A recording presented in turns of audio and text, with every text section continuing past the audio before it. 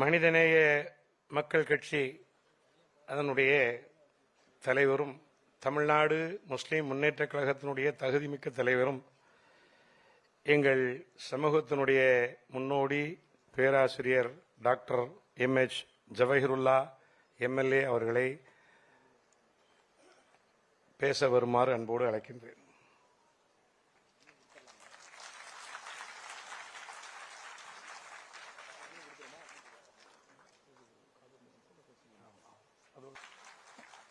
நபிகள் நாயகம் 1500 என்ற தலைப்பிலே நடைபெறக்கூடிய இந்த நிகழ்விலே பங்கு கொண்டு சிறப்புரையாற்றவிருக்கின்ற சமூக நீதி நாயகர் மாண்புமிகு தமிழ்நாட்டின் முதலமைச்சர் அண்ணன் தளபதி அவர்களே, இந்த நிகழ்வை சிறப்பாக ஒருங்கிணைத்து நடத்தி கொண்டிருக்கின்ற வரவேற்புரையாற்றிய மேனாள் அமைச்சர் அன்வராஜா அவர்களே, தலைமை வகித்துக் கொண்டிருக்கின்ற அருமை சகோதரர் அப்போலோ அனீஃபா அவர்களே, இந்த நிகழ்விலே பங்கு கொண்டு உரையாற்றவிருக்கின்ற பல்வேறு அரசியல் கட்சிகளுடைய தலைவர்களே, கண்ணியத்திற்குரிய தாய்மார்களே, பெரியோர்களே, அன்பிற்கினிய சகோதரர்களே, சகோதரிகளே, உங்கள் அனைவர் மீதும் இறைவனின் பேரருள் பொழியப்படட்டும் என்று பிரார்த்தித்து தொடங்குகின்றேன். அஸ்ஸலாமு அலைக்கும் வரஹ்மத்துல்லாஹி வபரகாத்து. நாங்கள் பேசுவதை விட மாண்புமிகு முதலமைச்சர் அவர்கள் நபிகளாரின் சிறப்புகளை விரிவாக பேசுவதுதான் இந்த விழாவிலே மிக பொருத்தமாக இருக்கும். இன்று தளபதி அவர்கள் இந்த விழாவிலே பங்கு கொண்டிருக்கின்றார்கள் என்றால் இது ஒரு திராவிட இயக்கத்தினுடைய ஒரு பாரம்பரியத்தில் நடைபெறக்கூடிய ஒரு நிகழ்வு. காரணம், தமிழ்நாட்டில் முதலாக நபிகளாருடைய விழாவிலே பங்கு கொண்டு அந்த விழாவை பங்கு கொண்டு என்று சொல்வது தவறு. அந்த விழாவுக்கு ஏற்பாடு செய்து அதில் பேசியவர் தந்தை பெரியார். அதே போன்று முத்தமிழறிஞர் கலைஞர் அவர்களும் ஏராளமான நிகழ்வுகளிலே நபிகளார் விழாக்களிலே பேசியிருக்கின்றார்கள்.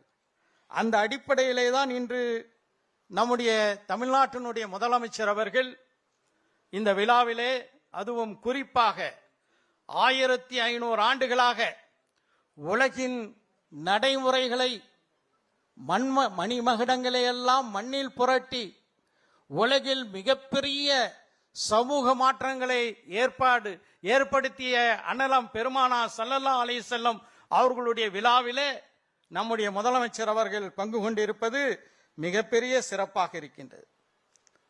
தந்தை பெரியார் சொன்னார், உலகிலேயே மிகப்பெரிய கொடுமை தீண்டாமைதான்.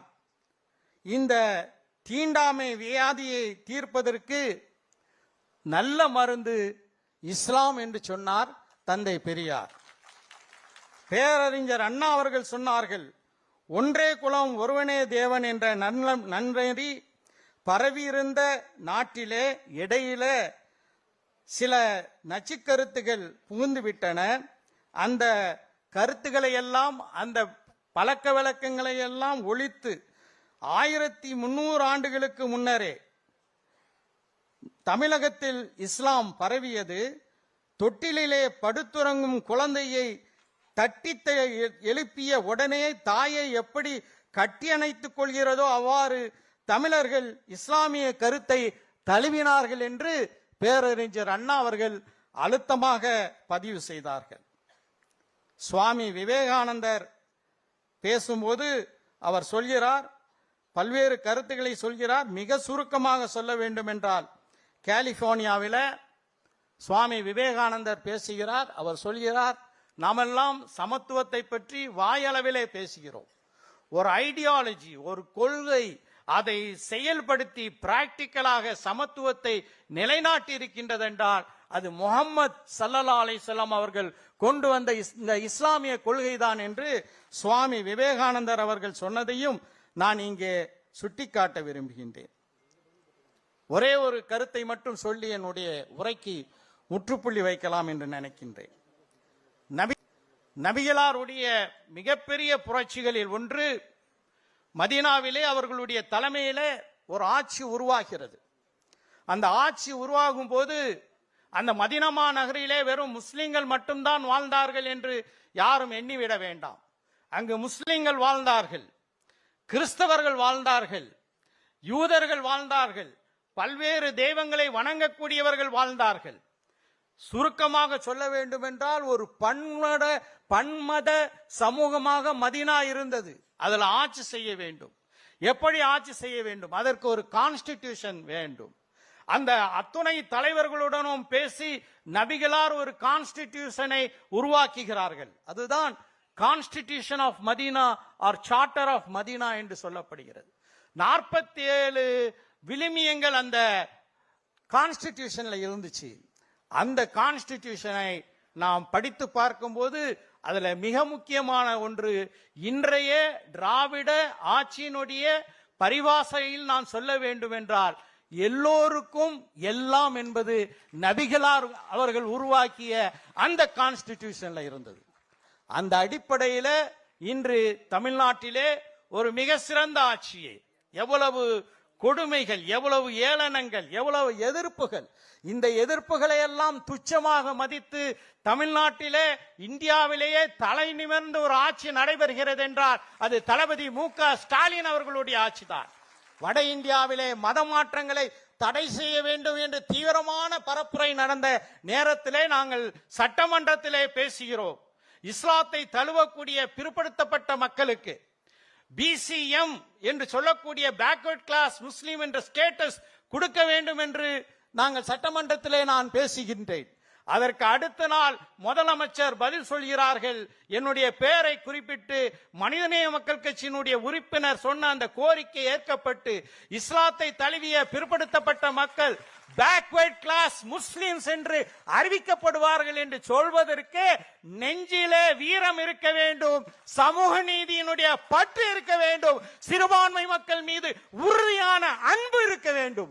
அதுதான் தளபதி மு.க. ஸ்டாலின் என்று சொன்னால் அது மிகையாகாது. எல்லாரும் கோரிக்கை வைத்தார்கள். நானும் ஒரே ஒரு கோரிக்கை வைத்து விடைபெறுகிறேன். காசாவிலே நடைபெற்ற அந்த கொடுமைகளை பற்றி தளபதி மு.க. ஸ்டாலின் அவர்களுடைய அந்த கருத்துக்களை படிக்கும் போது அவருடைய அறிக்கையிலே சொன்ன மாதிரி கட் ரெஞ்சிங், வயிறு அப்படியே கொமட்டுகிறது, உள்ளம் உருகிறது என்று மிக சிறப்பாக, மிக கவலையாக அந்த அறிக்கையை வெளியிட்டார்கள். ஒரே ஒரு கோரிக்கை மாண்புமிகு முதலமைச்சர் அவர்களே, இந்தியாவுக்கே முன்னோடியாக Tamilian people stand with Palestine, தமிழர்கள் பாலஸ்தீனிய மக்களுடன் நிற்கிறார்கள் என்பதை சட்டமன்றத்தினுடைய சிறப்பு கூட்டத்தை கூட்டி அதிலே சிறப்பு தீர்மானம் நிறைவேற்ற வேண்டும் என்ற கோரிக்கையை முன்வைத்து விடைபெறுகின்றேன். நன்றி.